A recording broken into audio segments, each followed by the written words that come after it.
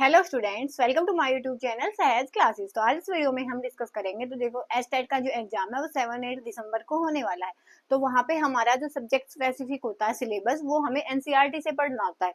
लेकिन जब हम एनसीईआरटी से पढ़ते हैं ना, तो वहाँ पे चीजें क्या दी होती हैं, छोटी छोटी चीजें दी होती है, अंडरस्टैंडिंग वहाँ पे नहीं बन पाती, वहाँ पे डायरेक्ट चीजें दी होती है। और जब हमें लंबे टाइम तक उनसे एनसीईआरटी से गैप ले लेते हैं ना हम, तो वहाँ पे एनसीईआरटी पढ़ने में फिर दिक्कत होती है। तो फिर यहाँ पे हम देखेंगे कि कैसे आप एनसीईआरटी को इफेक्टिवली वे से पढ़ सकते हो।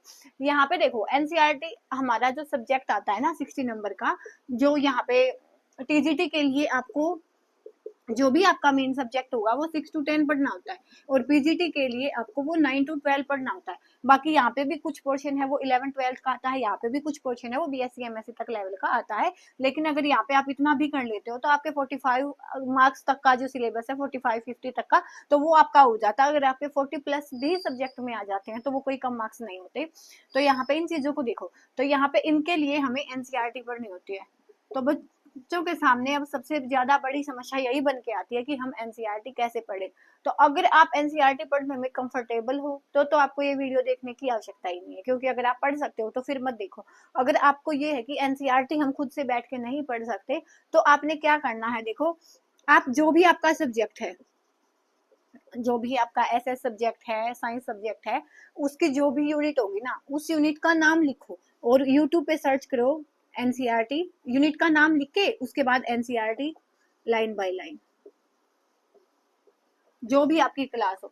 यूट्यूब पे इतना मटेरियल प्रेजेंट है, इतना मटेरियल है कि अगर आप कोई सा भी आप यहाँ पे सब्जेक्ट ले लो, जैसे आपका एसएस हो गया, इंग्लिश हो गया, वहाँ पे साइंस हो गया। साइंस का तो देखो मुझे पता है कि है सारी यूनिट, और यहाँ पे एसएस की भी यूनिट है, बहुत सारे टीचर्स ने एनसीईआरटी लाइन बाय लाइन करवाई हुई है। और यहाँ पे जब हम बात करेंगे ना, जैसे हमारा सिलेबस हो गया, केमिस्ट्री हो गई, फिजिक्स हो गई, और हमारे पास बायोलॉजी हो गई, इन सब्जेक्ट का तो मुझे स्पेसिफिकली पता है, क्योंकि वो जो टीचर्स हैं यूट्यूब पे, वो नीट वगैरह की तैयारी करवाते हैं ना, तो उन्होंने एक एक यूनिट की 2 से 3 घंटे की लाइन बाय लाइन की क्लासेस ली हुई है। और वैसे भी बहुत सारी क्लासेस मिल जाएंगी आपको, इनकी तो मैं डेफिनेटली बता सकती हूँ मिलेगी, लेकिन हर सब्जेक्ट की मिलती ही है, क्योंकि हर कोई है वो अपना बेस्ट इस प्लेटफॉर्म पे देना चाहता है। तो यहाँ पे आपको हर सब्जेक्ट की ये लाइन बाय लाइन मिलती है। तो जैसे एग्जाम्पल के लिए हम देखें, केमिकल बॉन्डिंग पढ़नी है हमें क्लास 11 की, तो आप करो chemical bonding NCERT line by line. तो यहाँ पे जब आप वो लाइन बाय लाइन खोलोगे ना, तो वहां पे एनसीईआरटी आपको दिखेगी सामने, क्योंकि वहाँ पे जो बोर्ड होता है डिजिटल बोर्ड होता है, तो वहाँ पे वो एनसीईआरटी लाइन बाय लाइन आपको ऐसे लाइन बाय लाइन करवाएंगे। तो आपने वो लाइन बाय लाइन देख के साथ में अपनी एनसीईआरटी खोल लेनी है और उन चीजों को समझते हुए चलना है। तो जब आप वो वाली चीजें हैं, वहाँ पे देखो हर एक उसकी लेसन की यूनिट की आपको 3-4 घंटे की क्लास मैक्सिमम से मैक्सिमम मिलेगी।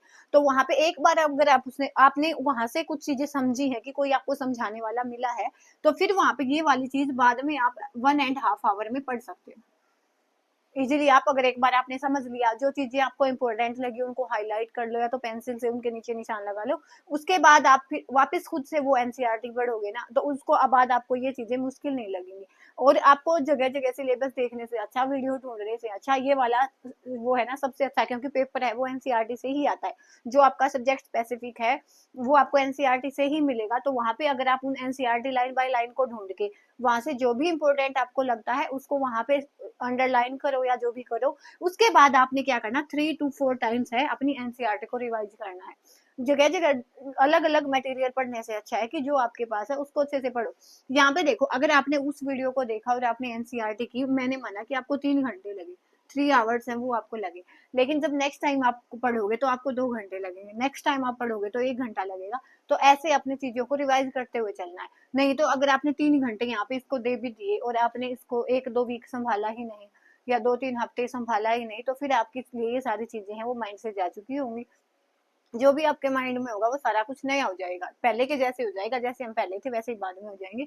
तो आपने ये वाली चीज नहीं करनी है। तो पहले एनसीईआरटी का इससे अच्छा मेथड आपको कहीं नहीं मिलेगा कि आप एनसीईआरटी लाइन बाय लाइन ढूंढो, क्योंकि अब इस लेवल पे आकर हम इतने बच्चे नहीं है कि हमें कोई सामने बैठा के एनसीईआरटी लाइन बाय लाइन समझाएगा, और इतने भी बच्चे नहीं है कि हम यहाँ पे यूट्यूब की वीडियो ना देख के हम समझ ना सके। अगर कोई सच में ही इस एग्जाम की तैयारी करना चाहता है तो एनसीईआरटी आपको करनी ही करनी पड़ेगी।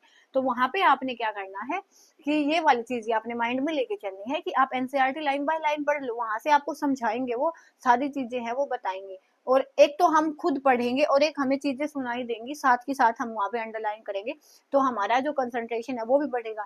मैं ये नहीं बोलती कि सबकी कैपेसिटी जैसी होती है, देखो मुझे अपना पता है, मुझे बुक से एकदम से हम पढ़े ना तो कुछ अजीब सा लगता है, नया नया सा लगता है, लेकिन एक बार समझने के बाद अगर हम उस चीज को वापस से खुद से पढ़ेंगे तो वो चीजें हमारे लिए आसान हो चुकी होंगी। तो ये वाली चीज आपने एक बार ट्राई करके देखनी है। अगर आपको ये नहीं है कि आपने मैंने बोल दिया तो आपने करना ही है, आप अपने लेवल पे देखो चीजों को, आप 1-2 यूनिट के लिए इस चीज को ट्राई करके देखो, तो अगर आपको ये लगे कि हाँ कुछ बेनिफिट फिट हो रहा है हमारा इसे, तो फिर कंटिन्यू रखो, अदरवाइज छोड़ दो, कोई ये तो है नहीं। लेकिन आपने चीजें ट्राई करके देखनी, ये सोच के कि एनसीईआरटी हमसे नहीं होगी उसको छोड़ना नहीं है।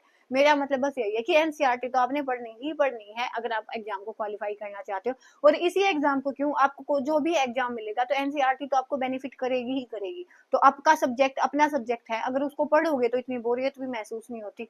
तो ये वाली चीजें एक बार आप ट्राई करके देखना, और एनसीईआरटी अपने आप आपको आसान लगेगी। आप एक एनसीईआरटी को, एक लेसन को अगर 3-4 बार पढ़ोगे तो अपने आप ही वो चीजें आपके माइंड में हो जाएंगी। अगर एक बार आपको नहीं भी पता ना, ऐसे कोई पूछेगा तो देख के, वहां पे तो हमारे पास ऑप्शन होते हैं ना, तो ऑप्शन देख के आपके माइंड में वो चीज पक्का से पक्का स्ट्राइक करेगी कि यहाँ पे हमने ये पढ़ा था, ये देखा देखा लग रहा है, ये सुना सुना लग रहा है, तो ये वाली चीज फिर आपको वहां पे काम आ जाएगी। लेकिन एनसीईआरटी आपने छोड़नी नहीं है। पीवाईक्यू है वो कॉमन पोर्शन के लिए आप जा सकते हो, क्योंकि वहां पे जो मैथ हो गई, रीजनिंग हो गई, वो वहां पे रिपीटेशन पे चलता है। लेकिन यहाँ पे आपको ये भरोसे नहीं बैठना, पीवाईक्यू के सिलेबस आपका मस्ट है आपके सब्जेक्ट के लिए, तो आपने सिलेबस को पढ़ना ही पढ़ना है।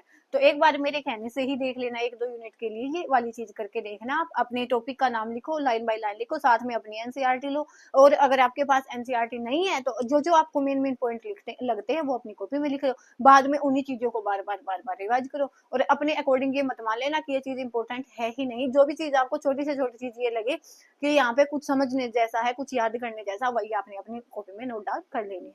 तो बस इसीलिए मैंने सोचा कि ये वीडियो बना लेते हैं, तो अब आपके लिए हेल्पफुल हो तो कमेंट सेक्शन में आप बता सकते हो, नहीं तो नेक्स्ट वीडियो में मिलेंगे नेक्स्ट टॉपिक के साथ। अब तक के लिए धन्यवाद, thanks for watching my video.